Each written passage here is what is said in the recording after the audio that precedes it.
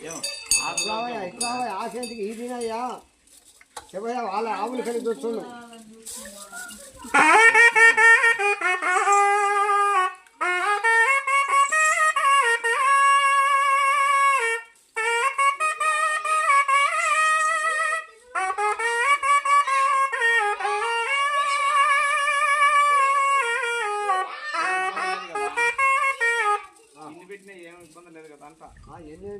ఎవరంటే వాళ్ళు పెట్టింటారు కదా అట్లా పెట్టలేదు ఇప్పుడు పెట్టా నీవే పెడతాం అన్ని బియ్యం తినకూడదని పెట్టి అదే నేను అందుకనే చెప్తాను నువ్వేంటంటే పప్పు అది కలిపినావు కాబట్టి తింటున్నా ఆయన నీ చేసుకుని కలిపినది పోతుంది